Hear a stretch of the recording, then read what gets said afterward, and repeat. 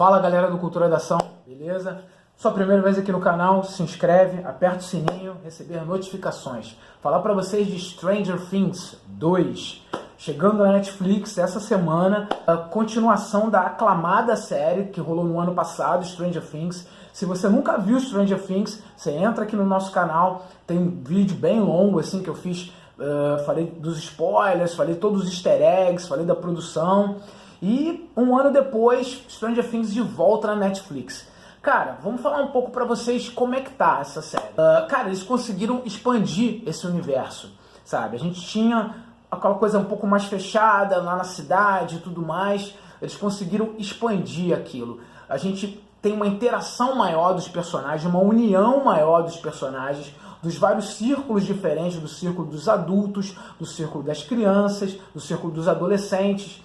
A gente consegue ter uma interação maior entre eles e, tipo, a gente consegue ver mais coisas acontecendo. A cidade começa a, basicamente, a sofrer com as coisas que estão acontecendo também ali. Isso a gente já tinha na outra temporada, sabe? A cidade, só que se expande mais.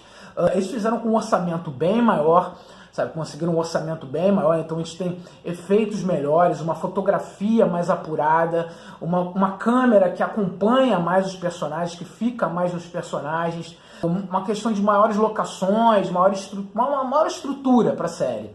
E apresentando novos personagens, a gente tem novos personagens que ficaram bem legais nessa série. Já trago até o meu skate tubarão aqui em homenagem a Mad Max, né, a Max, que é a menina que entrou nesse grupo dos garotos, né, dos garotos nerds que jogam RPG, que jogam videogame. A gente já tinha a Eleven no grupo, né, só que a Eleven meio que caiu de paraquedas. Vamos lá, vou tentar contar um pouquinho em relação a cada personagem para vocês, né. Vamos falar das crianças primeiro para vocês, né. Temos o Mike.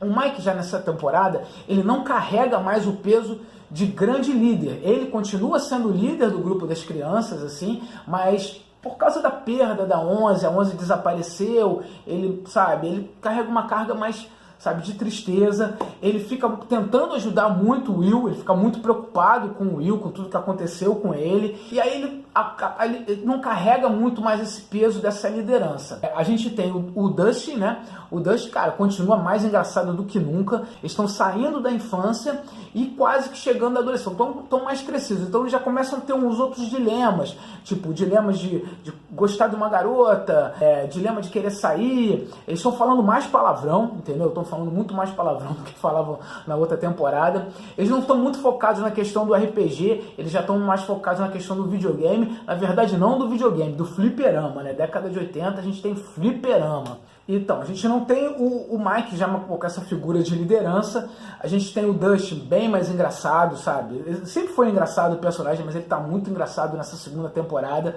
A gente tem o Lucas. Eu achei o Lucas meio mais ou menos, assim. Ele fica muito nessa coisa de romance, assim, e tudo mais, de querer se tornar tipo, sair daquela infância e começar a conhecer garotas e tudo mais.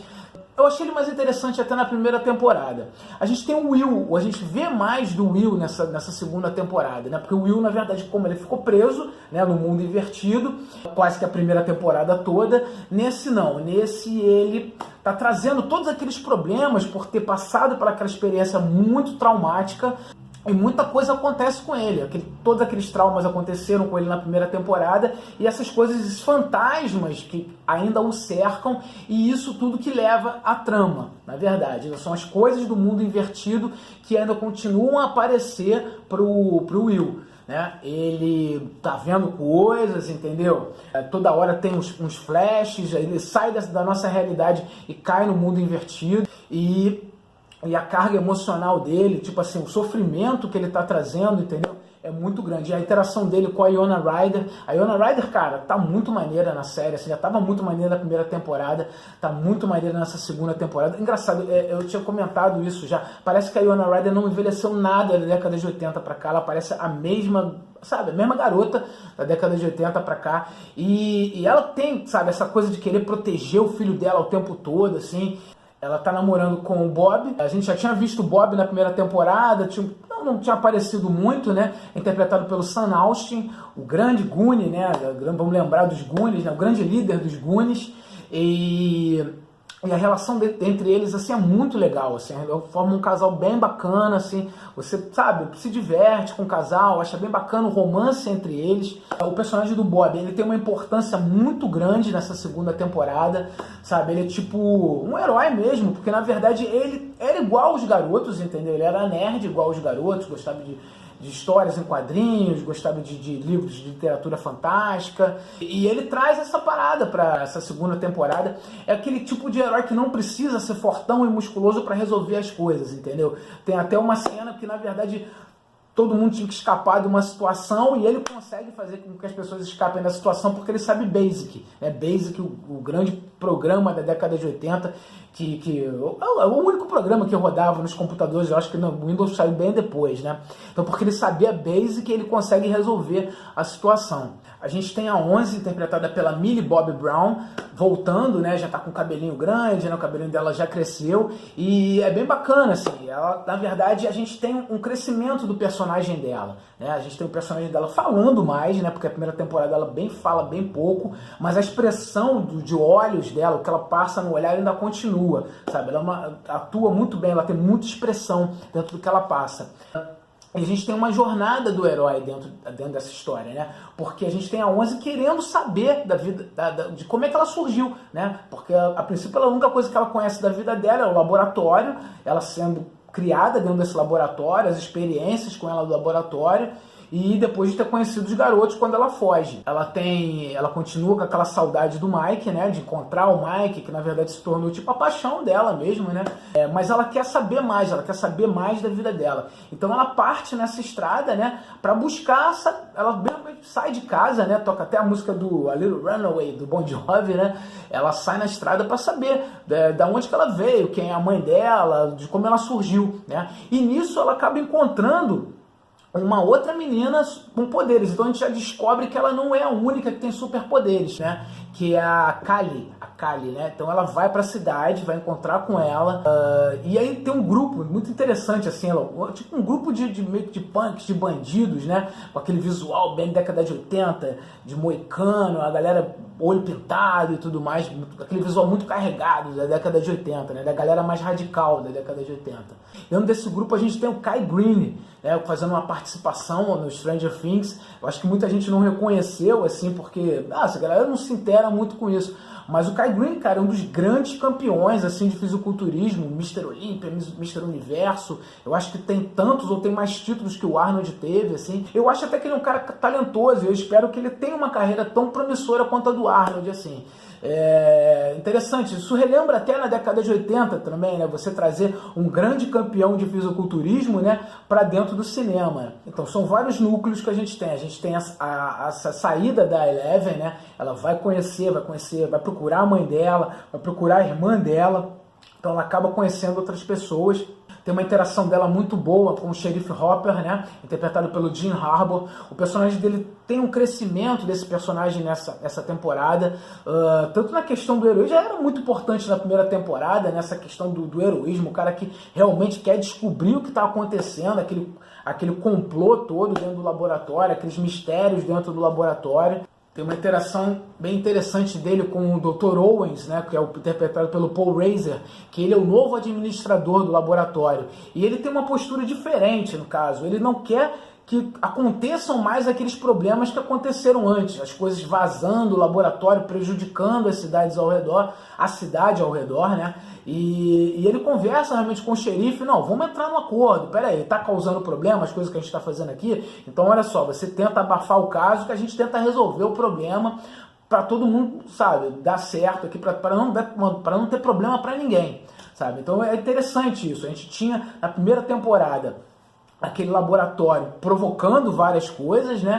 E nessa segunda temporada não, o laboratório sabe dos problemas que aconteceram e não quer, sabe, não quer que aquilo aconteça de novo. Então ele interage junto com o xerife, né? Para tentar resolver as coisas, para tentar abafar os problemas e tentar resolver eles também. Sobre esses problemas no laboratório, né? A gente tem um personagem que é bem legal, que é o Murray Bauman, né? Interpretado pelo Brett Gelman.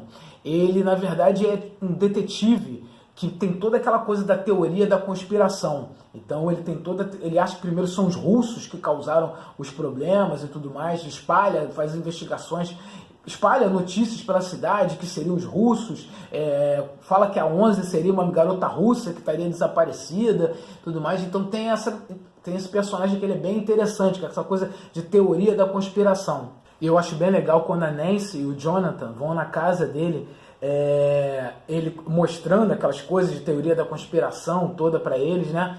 E ele também falando com eles, não, vocês namoram, vocês não namoram e tudo mais. Essa parte eu achei bem engraçada, bem maneira nos episódios, né, na série.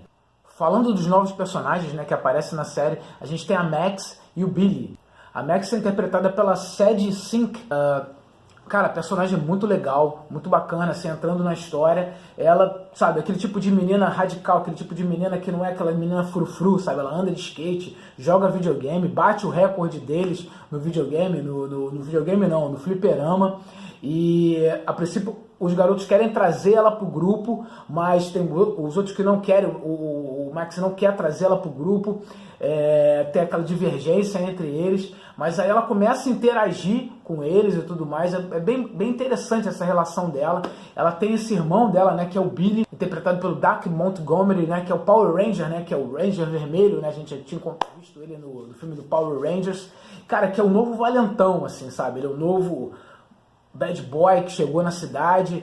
Ele fica desafiando o Steve no basquete. Eu gosto das cenas que apareceram no basquete, ele jogando, desafiando o Steve, e ele chega na cidade, cara, um personagem muito década de 80, cabelo mullet, brinco, vai tocando Motley Crue no carro dele, toca Bon Jovi, toca Motley Crue, bem radicalzão, levantando peso, fumando cigarro e bebendo cerveja. Cara, nada mais década de 80 do que isso, cara. O cara em casa escutando hard rock glam poser, né?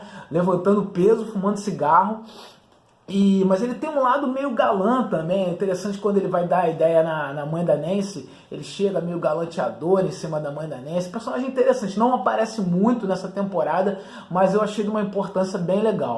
Então, com a inserção desses novos personagens, com a expansão desse universo em Stranger Things, trouxemos uma nova temporada bem interessante, bem bacana. Sabe, um universo mais expandido, a gente começa a ver mais coisas, os personagens começam a ser melhor trabalhados, um crescimento, uma saída daquela infância, os personagens já crescendo mais. A gente tem a questão do baile, sabe, o bailezinho entre eles, a solução dos problemas. Eu acho que a gente não vê muito do mundo invertido, tá?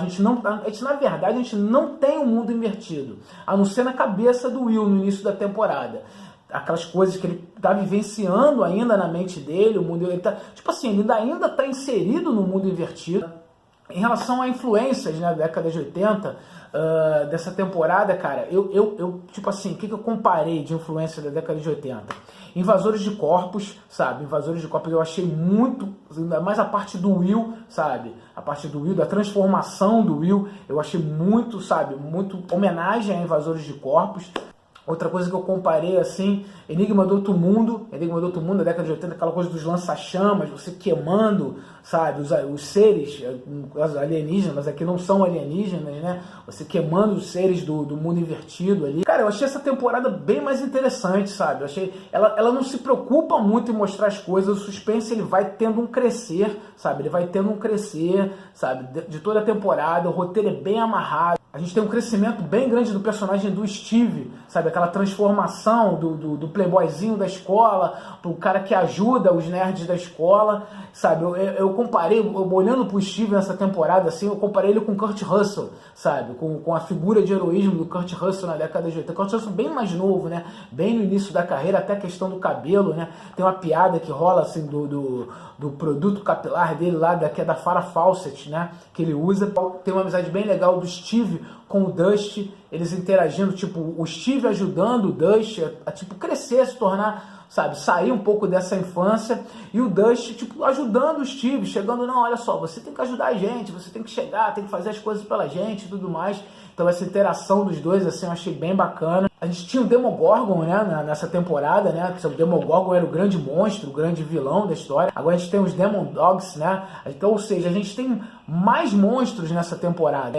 Na verdade, a gente tinha essa coisa do mundo invertido, né, e agora a gente tem as coisas do mundo invertido vindo atacar. Então a gente tem mais seres, na verdade, tem o Dart, que se torna o Demon Dog depois, depois começa a aparecer vários Demon Dogs. Aquela coisa de utilizar os defeitos da TV, né, daqueles defeitos da TV, né, da TV, de antena, assim, para descobrir as coisas, né. O personagem da Winona Ryder, ela usa isso na TV para constituir aquele mapa, né, para começar a constituir, para primeiro aparecer o monstro, né, e depois começar a constituir o mapa, né. Tem essa coisa tem muita coisa do RPG, né, a gente já tinha isso na outra temporada, mas o RPG trazendo a coisa do mapa, de você descobrir onde é que está o lugar, de constituir o mapa, o túnel, a caverna, né? Os heróis tendo que ir para a caverna, de constituir aquele mapa, aqueles caminhos, aqueles dois caminhos, qual caminho você vai escolher, você vai por aqui, você vai por ali. A trilha sonora, cara, a trilha sonora eu achei muito boa nessa temporada, assim, tipo, tem Motley Crue, tem Queen, tem Bon Jovi, eu achei essa trilha sonora dessa temporada até melhor do que da primeira temporada, tem The Clash, sabe, é bem mais rock and roll, ela tá mais pesada nessa segunda temporada. As questões de metáfora e de analogia do RPG, metáfora, analogia, né, a gente tem bastante flashbacks até para explicar as coisas que aconteceram, né, um ano depois, né, a gente tem bastante flashback das coisas, assim, para poder fazer essas explicações. Tem os flashbacks em relação a 11, em relação à mãe dela. Eu achei interessante essa interação dos personagens, sabe, essa coisa da saída da infância para a adolescência. A única coisa que eu não gostei muito dessa temporada, tipo o final, os últimos episódios, assim, eu achei toda ela, sabe, levando bastante a gente, sabe, conduzindo o suspense, conduzindo aquelas coisas que estavam acontecendo, sabe, bem devagar e tudo mais, mas o final, na verdade, eu achei, tipo assim, que eles resolvem as coisas muito fácil. Você tem os vilões, assim, que seriam os vilões, os Demon Dogs e tal, eles não aparecem tanto, assim, eles deram uma grande ameaça, tinha um monte deles, e depois eles conseguem ir nos lugares, sair da casa, ir no laboratório, e entrar no túnel, sabe? Ficou um pouco fácil demais, entendeu? Eles eram muito ameaçadores no decorrer da história, no decorrer que eles foram aparecendo, se multiplicando, mas depois eu achei que, sabe, ficou meio que fácil. Apesar de que, tipo assim, eles já estavam mais preparados. A gente pode até pensar na questão do RPG e do videogame, porque é aquela coisa de passar de fase, né? Quando você passa de uma fase, aquele vilão que você enfrentou antes, ele tá mais fácil, né? Mas nessa temporada os vilões se multiplicaram, você tem mais vilões. E eles estavam muito ameaçadores, assim, no decorrer dos episódios. Mas quando chegou no final, eu achei que ficou um pouco fácil demais a solução, sabe? Me pareceu um pouco fácil demais a solução. Como eu já tinha falado para vocês, é uma expansão desse universo, a gente vê mais coisas, vê mais interação, os personagens estão mais divertidos, estão mais engraçados, a questão do drama entre eles e tudo mais, a fotografia, os efeitos estão bem bacanas. E é isso, galera. Vamos maratonar, né? Essa é a segunda temporada. Estão os 9 episódios lá. Os Duff Brothers falaram que dá para assistir como se fosse um filme, entendeu? Estou mais ou menos umas 9 horas assistindo. Eu demorei um pouco mais, por isso que a minha crítica tá chegando tarde para vocês. Mas é isso, cara. Stranger Things 2 tá na Netflix, vale a pena. É bem legal. Quer conversar comigo? Quer falar mais coisa da série? Entra aqui, meus contatos estão aqui embaixo. Vamos bater papo. Valeu, valeu. Cultura da ação. Até mais.